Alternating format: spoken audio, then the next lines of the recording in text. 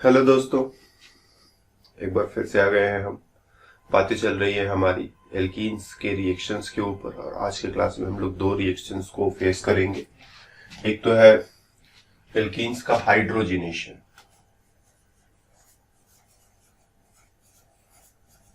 Hydrogenation of alkenes और बड़ा ही simple reaction है। हम लोगों ने एल्केन्स के मेथड ऑफ फॉर्मेशन के समय भी इस रिएक्शन को देखा था, लेकिन यहाँ पर कुछ और भी पॉइंट्स है जिन पर हम लोगों को बातें करनी है। तो जैसे कोई एल्कीन हो गया, इसके साथ तुम हाइड्रोजन का रिएक्शन कराओ। रिएक्शन कराने के लिए निकेल, पैलेडियम या प्लेटिनम कैटालिस्ट, थोड़ा टेम्परेचर, थोड़ा प्रेशर और एक हाइड्रोजन इधर एक हाइड्रोजन इधर, इस वे में ऐड हो जाएगा। कोई मुश्किल चीज नहीं है, बहुत ही आसान सा रिएक्शन है। अगर हम लोग इसे किसी प्रॉपर मॉलिक्यूल पर, जैसे एक साइक्लिक मॉलिक्यूल चुन ले, हम यहाँ डबल बॉन्ड लगा दे, यहाँ पर कह दो मिथाइल लगा दे और यहाँ पर कह दो इथाइल लगा दे, और इसके साथ हम लोग सेम रिएक्शन रिपीट करें। हाइड्रोजन, चलो कह दो इनमें से हमने पैलेडियम चुन लिया, प्रॉपर टेम्परेचर और प्रॉपर प्रेशर, तो एक हाइड्रोजन एटम इधर के साइड पर ऐड होगा, दूसरा हाइड्रोजन एटम इधर के साइड पर ऐड होगा। तो मिथाइल कुछ इस तरह से,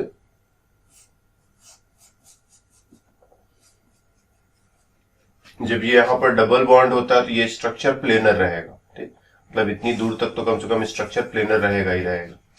जैसे यहां पर हाइड्रोजन ऐड करोगे, अब वो प्लेनरिटी वाली बात खत्म हो जाएगी। यहां पर हाइड्रोजन और मिथाइल दो ग्रुप्स हो जाएंगे, तो कोई एक प्लेन से ऊपर और कोई दूसरा प्लेन से नीचे। तो हमने कह दिया चलो मिथाइल प्लेन से ऊपर और ये जो हाइड्रोजन ऐड किया है ये प्लेन से नीचे। दूसरी तरफ इसी तरह से इथाइल प्लेन से ऊपर और ये जो हाइड्रोजन ऐड किया है उसको प्लेन से नीचे कर दिया। ध्यान देना, दोनों हाइड्रोजन्स सेम साइड पर रहेंगे, या तो दोनों को प्लेन से नीचे लिखना है या तो दोनों को प्लेन से ऊपर लिखना है। तो हम एक और तरीके से लिख सकते हैं, हम हाइड्रोजन को प्लेन के ऊपर लिखें और मिथाइल जो है उसको प्लेन के नीचे लिखेंगे, और यहां पर भी इसी तरह से हाइड्रोजन को प्लेन के ऊपर लिखेंगे और मिथाइल को जो है इथाइल को प्लेन से नीचे लिखेंगे। तो इस तरह से दोनों हाइड्रोजन सेम साइड पर जाएंगे, या तो दोनों प्लेन से नीचे या तो दोनों प्लेन से ऊपर, और इसको हम लोग बोलते हैं सिनेडेशन। और ऐसा हुआ क्यों, तो हमें इस रिएक्शन के मैकेनिज्म के अंदर जाना पड़ेगा।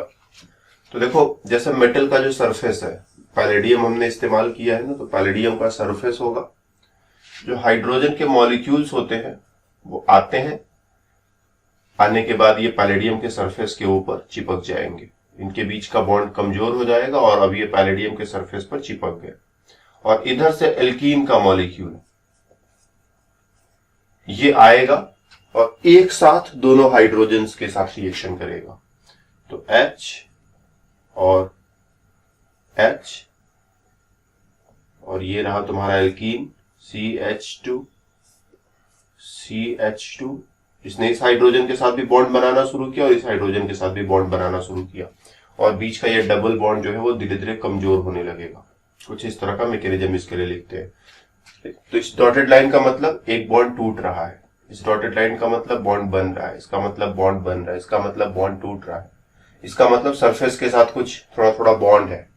फिर उसके बाद सारे फालतू के बॉन्ड्स टूट जाएंगे लास्ट में, और तुम देखोगे कि दोनों हाइड्रोजन एक साथ, जब दोनों हाइड्रोजन एक साथ, तो या तो दोनों नीचे की तरफ या तो दोनों ऊपर की तरफ। ऐसा नहीं हो सकता कि एक हाइड्रोजन नीचे और एक हाइड्रोजन ऊपर, दोनों एक साथ है, इसलिए या तो दोनों नीचे या तो दोनों ऊपर। यही वजह है कि यहाँ पर हमने दोनों हाइड्रोजन को एक साथ नीचे रखा या फिर दोनों हाइड्रोजन को एक साथ ऊपर रखा। तो कुछ इस तरह का मैकेनिज्म इसके लिए लिखते हैं। तो यही एक पॉइंट था जो हमें तुम्हें स्पेशली कहना था। तो हाइड्रोजन ऐड करना कोई मुश्किल काम नहीं है, एक हाइड्रोजन इधर जोड़ा, एक हाइड्रोजन इधर जोड़ा, जो बनना था बना लिया। और अगर इस तरह का मॉलिक्यूल हो तो फिर हमें स्टीरियो केमिस्ट्री में भी जाना पड़ता है। हम लोग देख करके ऐड करते हैं कि हाइड्रोजन को कौन से साइड पर ऐड किया जा सकता है। क्या दोनों हाइड्रोजन अलग अलग साइड पर ऐड करने? आंसर है नहीं, दोनों को सेम साइड पर, या तो दोनों प्लेन से ऊपर या तो दोनों प्लेन से नीचे।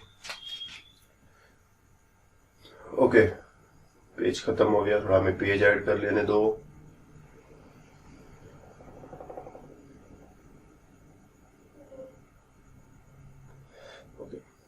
एक और reaction, hydroxylation. Hydroxylation of alkenes with Bayer's reagent। Bayer's reagent क्या होता है? Very dilute KMnO4 solution in alkaline medium। Very dilute कहने का मतलब 1 से 2%, मतलब 2 ग्राम KMnO4 लो, 98 ग्राम वाटर लो, दोनों को मिला दो तो टोटल 100 ग्राम हो जाएगा, जिसमें 2 ग्राम KMnO4 रहेगा तो उसको 2% कह सकते हो। तो 1 से 2% बहुत ही डाइल्यूट KMnO4 सोल्यूशन होता है। जब तुम बेयर्स रिएजेंट के साथ किसी एल्कीन का रिएक्शन कराते हो, जैसे मान लो हमने इथाइलिन ले लिया, एक कॉमन नेम में से इथाइलिन कहते हैं, और बेयर्स रिएजेंट तुमने लिया, बेयर्स रिएजेंट बोले तो हम लिख देते हैं, ठीक, डाइल्यूट KMnO4 मीडियम अल्कलाइन रहेगा। इसके साथ रिएक्शन कराओगे, ये रिएक्शन मोस्टली रूम टेम्परेचर पे होगा, पर ही हो जाएगा, कुछ हीट वगैरह करने की जरूरत नहीं है। CH2 सिंगल बॉन्ड CH2, एक OH इधर, एक OH इधर। रिएक्शन बैलेंस करना चाहते हो तो तुम ऐसे लिख दो, यहां पर एक वाटर मॉलिक्यूल लिख दो, साथ ही साथ एक एक्स्ट्रा ऑक्सीजन लिख दो। ये एक्स्ट्रा ऑक्सीजन कहां से आया? KMnO4 ने कहीं से इंतजाम किया होगा। वाटर कहां से आया? तो इसमें 99-98% पानी मिलाया हुआ है, तो पानी तो बहुत सारा होगा, उसकी चिंता नहीं करनी है। तो एक OH इस साइड पर, एक OH इस साइड पर, इसको बोलते हैं इथाइलिन ग्लाइकॉल। इथाइलिन ग्लाइकॉल कोई मुश्किल रिएक्शन नहीं है, इधर एक OH का इंतजाम कर देना, इधर एक OH का इंतजाम कर देना, रिएक्शन को ऐसे बैलेंस कर लेना है। OH कैसे कैसे आया हम लोग मैकेनिज्म से भी अभी देखेंगे, समझेंगे, लेकिन 2 OH इस तरह से आ जाएंगे। और जब 2 OH ऐसे साइड बाय साइड लगे रहते हैं तो इस तरह के मॉलिक्यूल्स को ग्लाइकॉल भी कहा जाता है। इथाइलिन से बना इसीलिए इथाइलिन ग्लाइकॉल। सेम वे अगर प्रोपाइलिन लिखते हम, अगर एक कार्बन और बढ़ा दे, प्रोपाइलिन, इसके साथ सिमिलर रिएक्शन रन करें, dilute KMnO4 medium would be alkaline. हमें कुछ ज्यादा टेम्परेचर वगैरह की जरूरत नहीं है, रूम टेम्परेचर, और एज अ रिजल्ट फिर से दोनों तरफ एक hydroxyl group.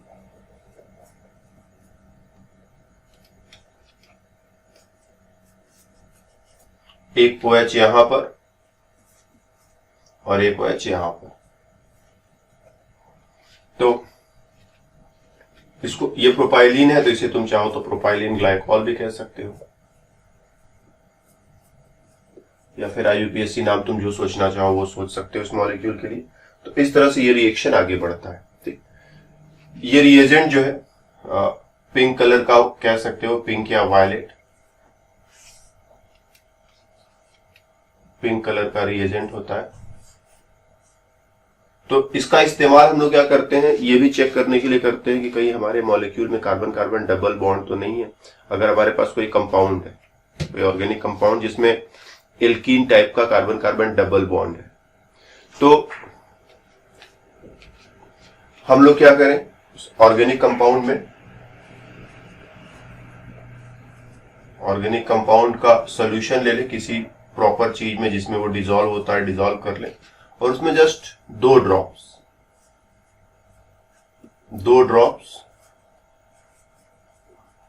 Bears reagent add कर दे।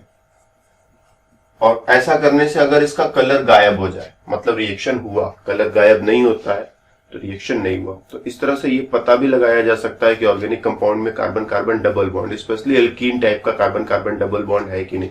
ध्यान देना, कार्बन कार्बन डबल बॉन्ड 2 तरह के होते हैं, एक तो normal carbon carbon double bond जिसे एल्कीन टाइप का तुम कहते हो, और दूसरा बेंजीन टाइप का कार्बन कार्बन डबल बॉन्ड भी होता है। तो बेंजीन के डबल बॉन्ड्स बड़े स्टेबल होते हैं। हम लोगों ने जनरल ऑर्गेनिक केमिस्ट्री में एरोमेटिसिटी पढ़ा हुआ है, हम लोग जानते हैं ये एरोमेटिक है, बहुत ही स्टेबल डबल बॉन्ड्स है। तो इन डबल बॉन्ड्स का इसके साथ कोई रिएक्शन नहीं होना है। एल्कीन टाइप का डबल बॉन्ड है, उसी का रिएक्शन इसके साथ होना है।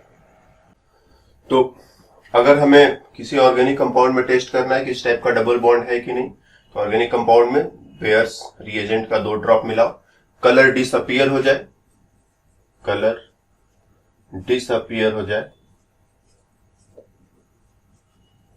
तो इससे पता चलता है कि इसमें carbon carbon double bond alkene type का रहा होगा, ठीक। या फिर अगर कार्बन कार्बन ट्रिपल बॉन्ड है एल्काइन टाइप का, तो यहां पर भी वो रिएक्शन देखने को मिलता है। जब एल्काइंस पर आएंगे तो हम लोग देखेंगे क्या रिएक्शन हो सकता है, लेकिन फिलहाल let us just go simple. Alkene और एल्काइंस दोनों ही इस तरह के रिएक्शंस में पार्टिसिपेट करते हैं और दोनों को जो है इस रिएजेंट के जरिए हम लोग टेस्ट कर सकते हैं। फिर इस रिएक्शन के साथ भी थोड़ा सा स्टीरियोकेमिस्ट्री इन्वॉल्व है। जैसे हम लोग एक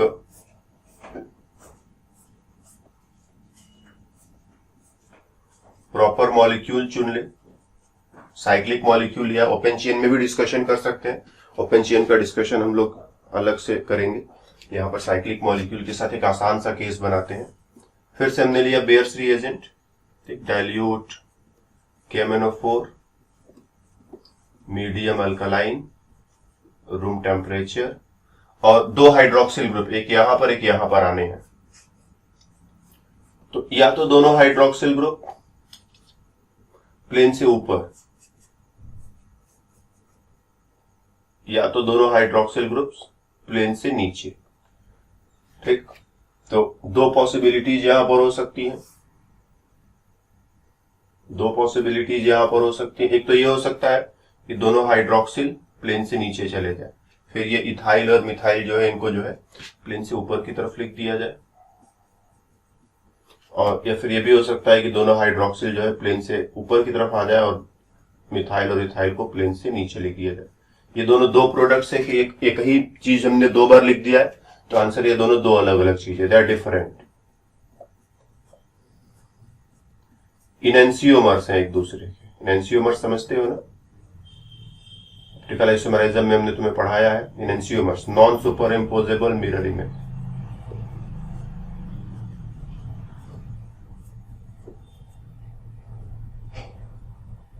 non superimposable mirror image. तो देखने में दोनों जरूर एक जैसे लग सकते हैं क्योंकि दोनों एक दूसरे के मिरर इमेज है। Non superimposable mirror image, जैसे हमारे दोनों हाथ, ये दोनों देखने में एक जैसे लगते हैं लेकिन दोनों सेम नहीं है। हम दोनों हाथों में दस्ताने पहनते हैं, ग्लव्स पहनते हैं। दाएं हाथ का जो ग्लव है वो बाएं हाथ में और बाएं हाथ का ग्लव दाएं हाथ में नहीं जाता है, मतलब दोनों जरूर अलग अलग चीजें। तो ये दोनों देखने में एक जैसे लग सकते हैं लेकिन दोनों एक दूसरे के non superimposable mirror image है, इनेंसियोमर्स है। ओके, अब क्वेश्चन ये उठता है कि ये दोनों हाइड्रोक्सिल ग्रुप्स सेम साइड पर ही क्यों, अपोजिट साइड पर क्यों नहीं जा रहे? तो इसके लिए मेरे को रिएक्शन का मैकेनिज्म जानना पड़ेगा। हम लोग एक सपोज इसी मॉलिक्यूल के साथ रिएक्शन का मैकेनिज्म समझने की कोशिश करें। ये रहा मॉलिक्यूल, इसका रिएक्शन KMnO4 के साथ होगा। KMnO4 को तुम तोड़ोगे तो K प्लस और MnO4 माइनस, MnO4 माइनस का स्ट्रक्चर बनाओगे double bond, double bond, double bond, single bond और माइनस, ये इसका स्ट्रक्चर है। यहां पर साइक्लो एडिशन रिएक्शन होता है, ठीक। ये रिएक्शन हम लोगों को कम से कम +2 लेवल पर तो नहीं पढ़ना है, लेकिन अब आ गया है तो हम लोग फेस करेंगे। कुछ करना नहीं है, ठीक। कोई ज्यादा फालतू प्रश्न मन में मत लाना। इन इलेक्ट्रॉनों को इधर घुमाओ, इन दोनों के बीच में बॉन्ड बनाएंगे। यहां से 2 इलेक्ट्रॉन उठाकर मैग्नीज को दे दो और यहां से 2 इलेक्ट्रॉन उठा करके यहां लाओ, इन दोनों के बीच में बॉन्ड बना लेंगे। साइक्लो मतलब साइक्लिक वे में, इलेक्ट्रॉन देखो साइक्लिक वे में घूम रहे हैं ना, ऐसे फिर ऐसे फिर ऐसे। और एडिशन मतलब दोनों के बीच में रिएक्शन हो रहा है, एडिशन रिएक्शन हो रहा है। कार्बन ऑक्सीजन के बीच में बॉन्ड, कार्बन ऑक्सीजन के बीच में बॉन्ड, ये सिंगल बॉन्ड, ये सिंगल बॉन्ड, इलेक्ट्रॉन इसको मिल गया तो CH2 single bonded with CH2, यहां से भी इलेक्ट्रॉन जा रहा है तो सिंगल बॉन्ड हो जाएगा। Then oxygen, then manganese, then oxygen, फिर इधर डबल बॉन्ड और सिंगल बॉन्ड, ये सारा दूसरी तरह से पड़ा रहेगा। तो ध्यान से समझना, ये साइक्लाइजेशन हो रहा है, तो दोनों ऑक्सीजन का सेम साइड पर होना जरूरी है। ऐसा नहीं कि एक ऑक्सीजन नीचे लिखे और एक ऑक्सीजन को उठाकर ऊपर लिख दे, हो ही नहीं सकता ना। दोनों ऑक्सीजन सेम साइड पर रहेंगे तभी साइक्लाइजेशन पॉसिबल है। तो साइक्लाइजेशन हुआ। इसके बाद इसकी हाइड्रोलिसिस तुम कराओगे। हाइड्रोलिसिस के लिए पानी चाहिए, एसिडिक या बेसिक मीडियम की जरूरत पड़ती है। तो मीडियम पहले से हमने बेसिक ले रखा है, उसकी चिंता ही नहीं करनी है, क्योंकि बेयर्स रिएजेंट अल्कलाइन मीडियम में ही बनाते हैं। पानी भी उसमें पहले से पड़ा हुआ है, तो हमें कुछ करना नहीं है। पानी का मॉलिक्यूल आएगा, उसे तोड़ो। पानी के मॉलिक्यूल को तोड़ोगे तो H पर प्लस और OH पर माइनस बनेगा कभी न कभी, और यहां पर ये मेटल नॉन मेटल के बीच का बॉन्ड टूटेगा। ऑक्सीजन पर आएगा माइनस, मैग्नीज पर आएगा प्लस। इसी तरह से ये बॉन्ड भी टूटेगा, ऑक्सीजन पर आएगा माइनस, मैग्नीज पर आएगा प्लस। तो माइनस वाले के साथ प्लस वाला और प्लस वाले के साथ माइनस वाला जोड़ दे, तो O के साथ H जोड़ेंगे, इस O के साथ भी एक H जोड़ेंगे। पानी का मॉलिक्यूल डेफिनेटली दो बार तुम्हें लेना पड़ेगा, तो एक बार H यहां जोड़ा, एक बार H यहां जोड़ा, तो दो हाइड्रोक्सिल ग्रुप बनेंगे। और ध्यान देना कि दोनों ऑक्सीजन सेम साइड पर है, इसलिए दोनों हाइड्रोक्सिल ग्रुप्स भी सेम साइड पर, या तो दोनों नीचे की तरफ या तो दोनों ऊपर की तरफ। और बाकी इसका क्या हुआ, तो इसमें तुम अपना OH वगैरह जोड़ दो, इसका जो होगा देखा जाएगा, हम उसमें ज्यादा इंटरेस्टेड नहीं है। तो O पर माइनस OH एंड OH लिख करके इसका भी खेल खत्म करो। तो क्यों दोनों हाइड्रोक्सिल ग्रुप सेम साइड पर, क्योंकि रिएक्शन का मैकेनिज्म ऐसा है। साइक्लोएडिशन हो रहा है, साइक्लाइजेशन हो रहा है। साइक्लाइजेशन के लिए जरूरी है कि दोनों ऑक्सीजन सेम साइड पर है। दोनों ऑक्सीजन अपोजिट साइड पर जाएंगे तो बात नहीं बनेगी, और जब दोनों ऑक्सीजन सेम साइड पर है तो इन दोनों ऑक्सीजन से बनने वाले दो हाइड्रोक्सिल ग्रुप्स भी सेम साइड पर होंगे, और इसीलिए ये रिएक्शन सिन एडिशन इसमें भी होता है। तो दो रिएक्शंस पढ़े, हाइड्रोजिनेशन, हाइड्रोजन का ऐड करना, एंड हाइड्रोक्सिलेशन, दोनों ही सिन एडिशन है। ठीक, और एक क्लास में, पिछले क्लास में या किसी दूसरे क्लास में हमने तुमसे हैलोजिनेशन का डिस्कशन किया था, वहां पर पढ़ाया था एंटी एडिशन। तो दो तरह के एडिशन हम लोग जानते हैं, सिन एंड एंटी। इन पर एक सेपरेट क्लास में अच्छे से हम लोग बातें करेंगे। यहाँ दोनों ही क्लासों में सिन और एंटी का इंट्रोडक्शन तुम्हें थोड़ा थोड़ा दिया है, एक सेपरेट क्लास में अलग से बातें करना जरूरी है, वो हम लोग करेंगे। तो फिलहाल बेयर्स रिएजेंट क्या करता है, तो दोनों तरफ एक एक हाइड्रोक्सिल ग्रुप जोड़ देता है। साथ ही साथ इस रिएजेंट का इस्तेमाल मॉलिक्यूल में कार्बन कार्बन डबल बॉन्ड है कि नहीं, ट्रिपल बॉन्ड है कि नहीं, इसका पता लगाने के लिए भी करते हैं। डबल बॉन्ड बेंजीन टाइप का रहेगा तो उससे कोई रिएक्शन नहीं होगा, डबल बॉन्ड एल्कीन टाइप का रहेगा तभी रिएक्शन होगा। और दोनों हाइड्रोक्सिल ग्रुप सेम साइड पर आने हैं, क्यों, क्योंकि रिएक्शन का मैकेनिज्म ऐसा है। ठीक, तो इस क्लास में हमारी तरफ से इतना ही, फिर मिलेंगे दूसरी क्लास में, तो बातें और भी होंगी। तब तक के लिए बाय बाय।